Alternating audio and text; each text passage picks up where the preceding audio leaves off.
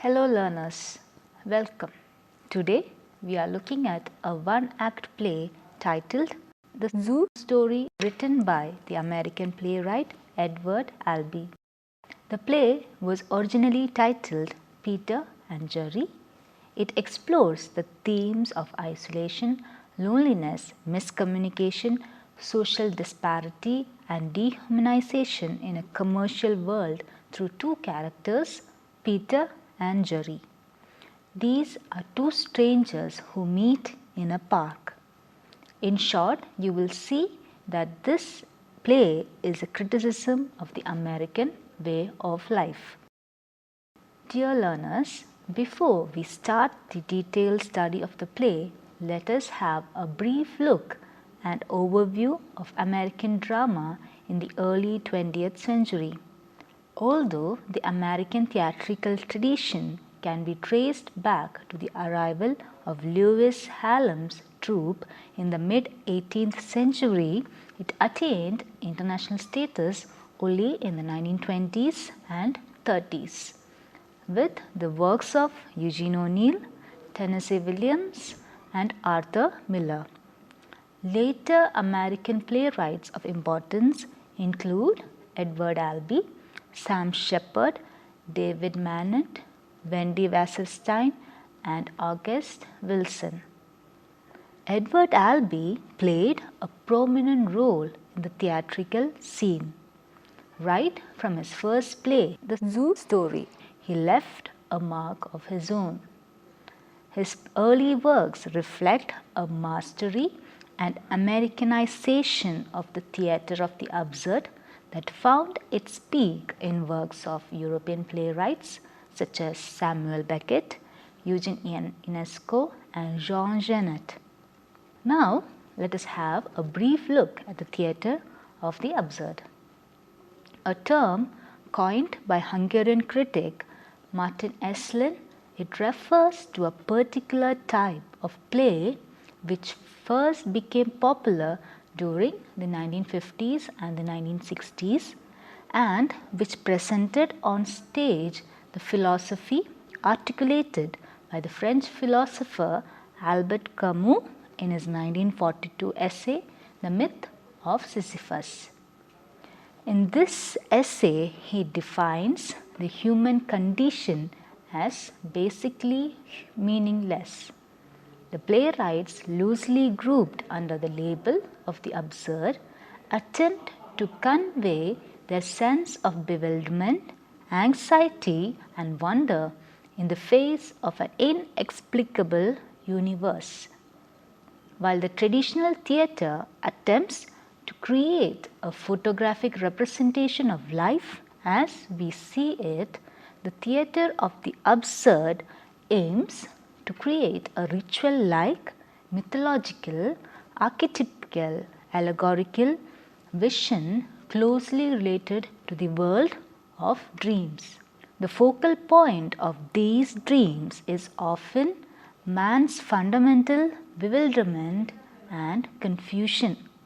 Albee's very first play, The Zoo Story, was performed in 1959. The play's genius is the way in which it manages to gain our sympathy for the aggressive Jerry and to deflect it from the mild-mannered Peter. The zoo is of course America, where half live like human beings and the other half live like animals. Like the absurdist, he believes that man has lost his faith in everything, yet there is some hope in Albee's in man's ability to face his true condition and thus his salvation.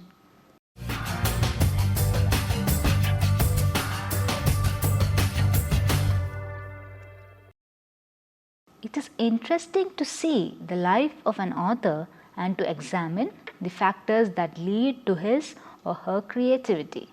So, let us take a look at the story of Edward Albee and the story behind his Zoo Story. Edward Franklin Albee III was born on March 12, 1928 and was adopted by millionaire couple Reed and Frances Albee at the age of 2 weeks. Reed Albee was the son of Edward Franklin Albee, a rich and powerful early American vaudeville producer.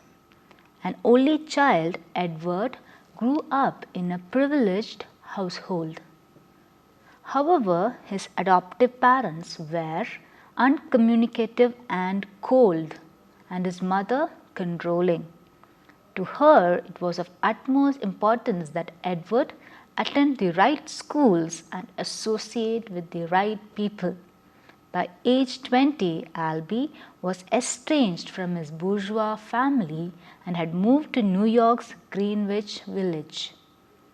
An inheritance from his grandmother allowed Albee to live in the New York City, where he continued to write with little success, and he did some odd jobs. After a period of depression, he challenged himself to write a play before his 30th birthday. Albee said, "I finished Zoo Story in 3 weeks. Everything in my life had led to this moment. The writing seemed to flow from some inner need and convention. It was sort of an explosion, and the words never stopped." Rejected by several New York City publishers, the Zoo Story made its way to Europe, where it premiered on September 28, 1959 at the Schiller Theater in Werkstatt, Germany.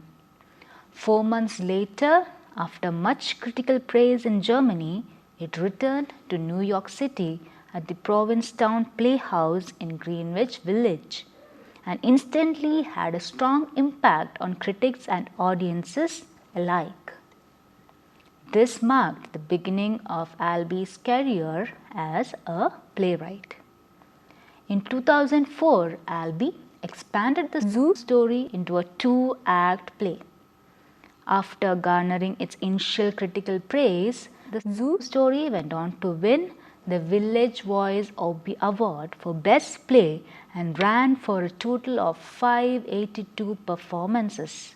Zoo Story continues to be a favorite with university and small theatre companies and persists in shocking and profoundly affecting its audiences. Some critics consider Albee's play as a severe satire against American society to show people how they are and what their time is like, in the hope that perhaps they'll change it. His works are considered well-crafted, often unsympathetic examinations of the modern condition. His other plays include The Sandbox, which was published in 1959, Who's Afraid of Virginia Woolf, which was published in 1962, and an adaptation of Truman Capote's Breakfast at Tiffany's, which was published as The Goat or Who is Sylvia, which was published in 2002.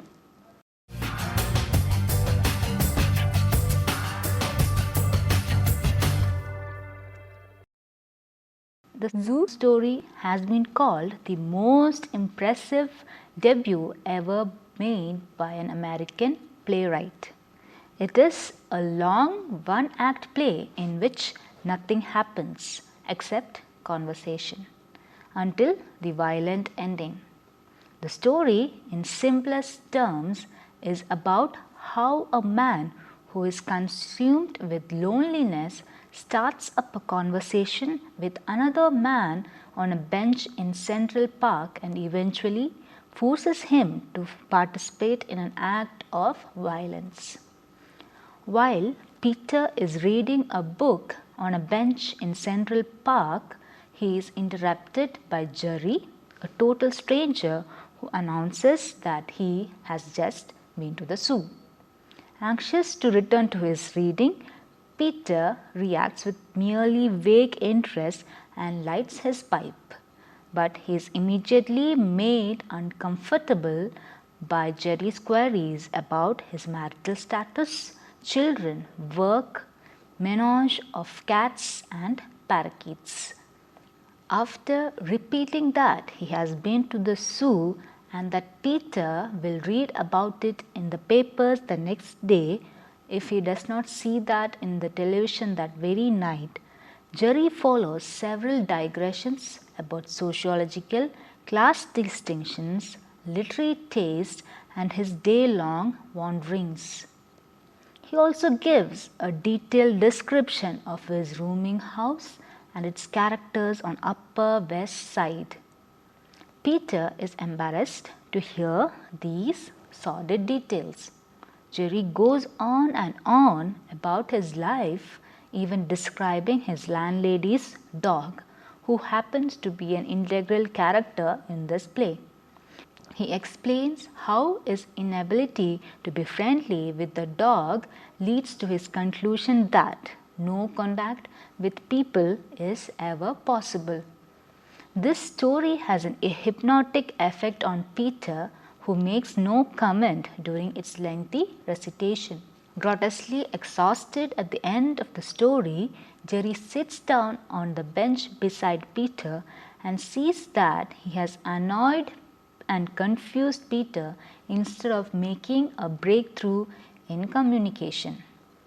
Peter, suddenly playful, he tickles Peter's rib, driving Peter into almost hysterical laughter. Many such actions follow, which eventually lead to the accidental death of Jerry off Peter's hands. Before his death, Peter is transfixed as Jerry, with faint laughter, tries to summarize in broken, disjointed sentences his knowledge of his own actions. The world he has found is a zoo, and he thanks Peter for ending his anguished life. Slowly wiping clean the knife handle with his own kerchief, Jerry urges Peter to run away. The play ends when Peter groans as he feels troubled, then repeats, "Oh my God," many times.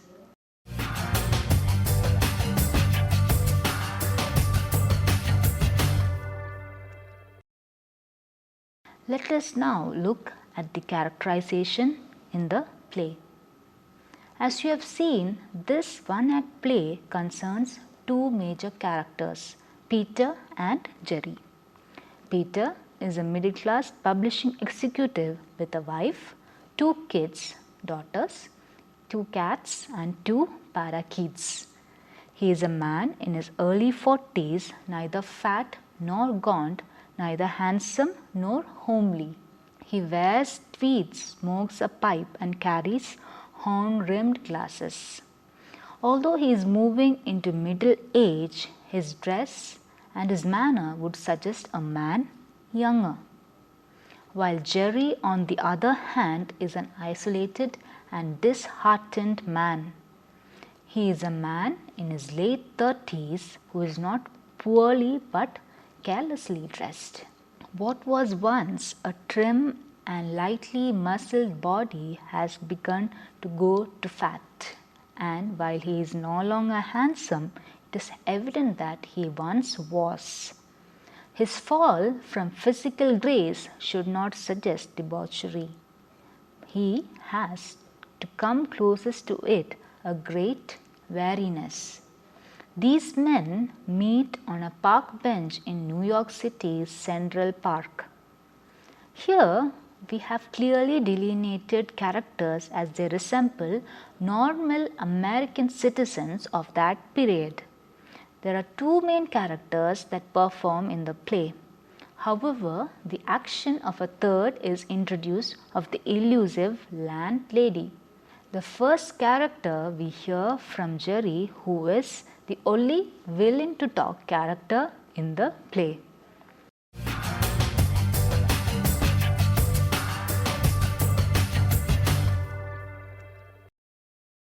Peter, on the other hand, prefers his books to his fellow human beings.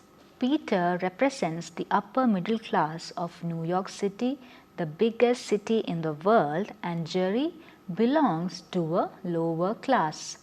The two characters differ or even contrast from the very beginning in their ideas, interests, behavior, or even appearance. And Albee said in an interview, "I was always delivering telegrams to people in rooming houses. I met the models for all those people in the play in rooming houses. Jerry, the hero, is still around." Throughout the play, Jerry was trying to transmit a message to Peter. He uses many techniques involving repetition in each. He first tells him about the visit to the zoo, then questions him about his life, the way that irritated Peter. He tells stories of his miseries in life, his lusty landlady, the fierce dog, his neighbors. When all that failed, he paid his life as a price to complete his message. The people Jerry described are real Americans that Albee wants to bring to light.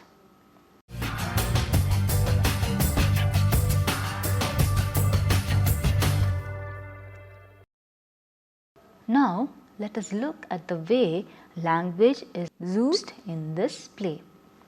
Albee uses language as a magician, depicting pictures of a real human being that one will not doubt about it being a friend, a relative, a man in the news, or even oneself, with the language that suits the content. The first tactic used by Albee in this play is repetition, as the opening line repeats itself. The opening line, "I have been to the zoo," repeats itself many times. Jerry's center of speech is what happened in the zoo, as he repeats this type of motivating story to get Peter involved in the conversation. Peter is obviously the weaker link in that line. He tries over and over to show ignorance, annoyance, or rejection. The beginning goes on in a slow pattern with short sentences. Jerry asks all the questions. Peter reluctantly comments, "I don't want to hear any more." This happens while Jerry tries to know and hack into Peter's life. The pace is quickened as Jerry tells his stories about the landlady and the dog.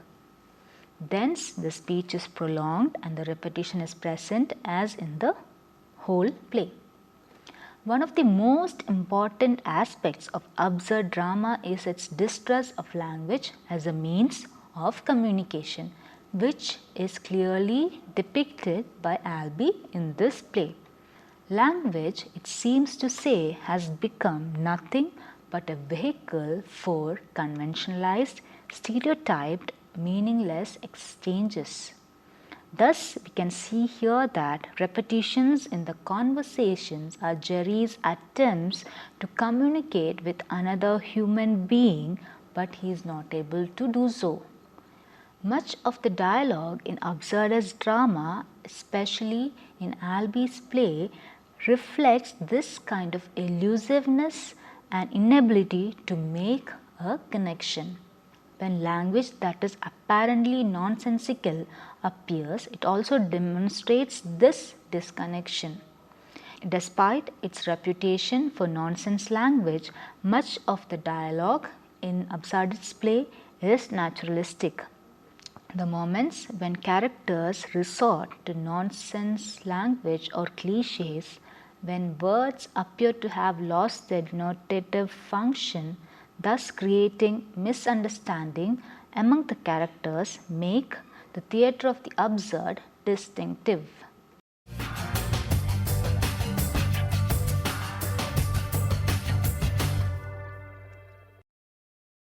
Let us now have a look at the setting of the play. As you have already understood, setting is an important aspect of any play. It helps in highlighting the themes and the plot, and it is also crucial in determining the success of the play. In the zoo story, the action is set, as you've already seen, in the Central Park in the middle of New York City. It is one of the busiest and the most populated cities in America and also perhaps in the world. New York as the setting is ideal as the entire play is about American social life. New York stands for the ideal American style of life and identity. The play takes place on a Sunday afternoon in summer and the time is the present. The stage settings are minimal. It has to be noted here that this is also a very crucial characteristic feature of the theatre of the absurd. There are two park benches, one towards either side of the stage. They both face the audience. Behind them, foliage, trees and sky. At the beginning, Peter is seated on one of the benches. Near the end, Jerry will produce a knife and a sight of blood follows. And this is where the main action takes place. However, through the conversation that goes on between Jerry and Peter, we also have a word picture of the 4-story rooming house where Jerry lives with its inhabitants and some of their daily routine. He describes the rooms of every floor and their inhabitants. Jerry and his neighbors are of the same class and share the same sufferings of badly off life. This place is described in detail. Peter gives a brief description of his home setup.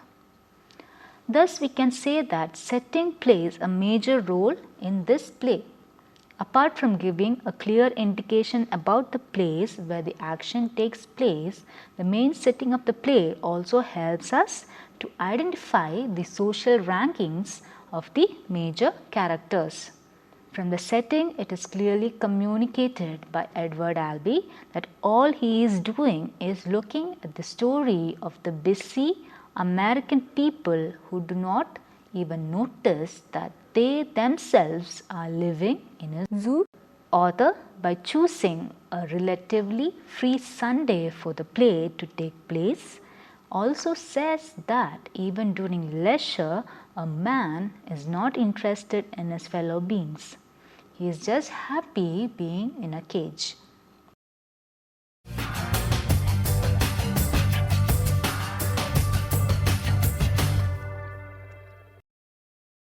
Let us now look at the themes of the play.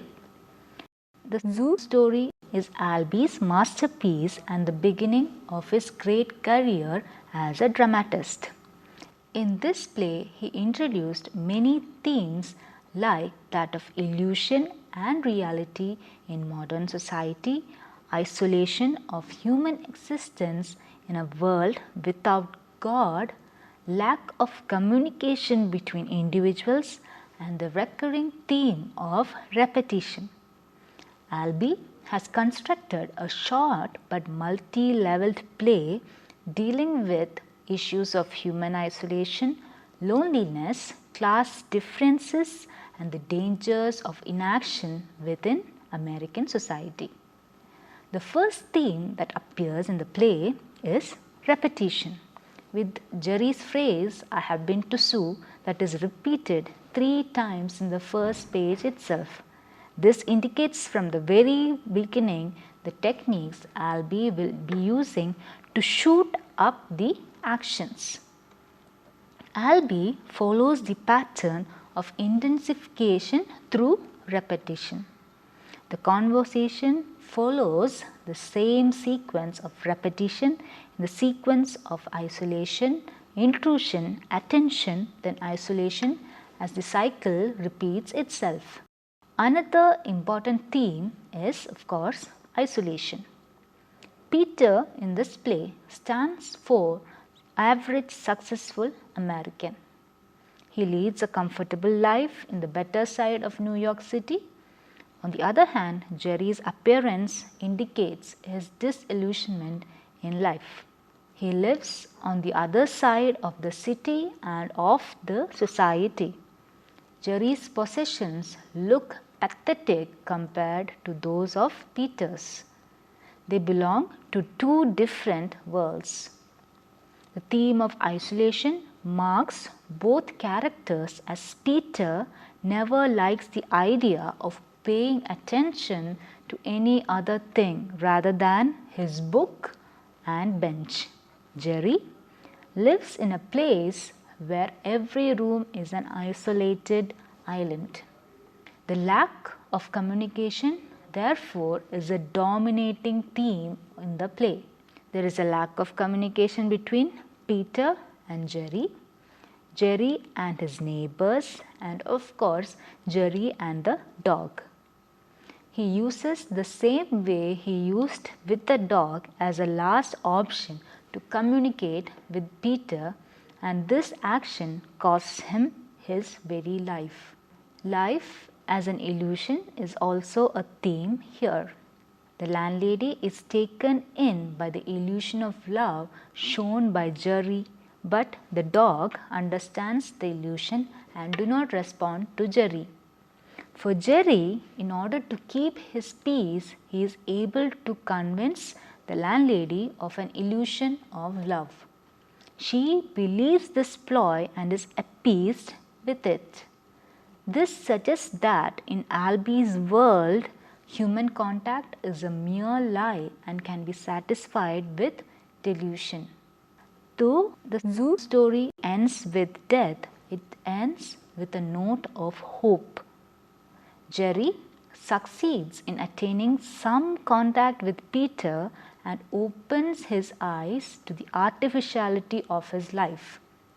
Eventually, Peter discovers that the zoo is the world they live in which people live like animals, isolated and unwilling to face their true conditions.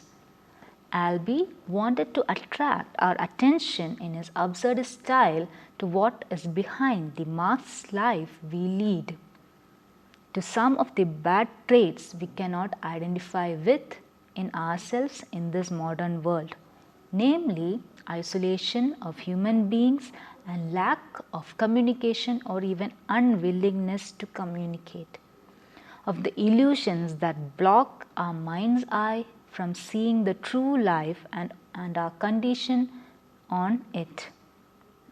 He is trying to move us into a better society in a way.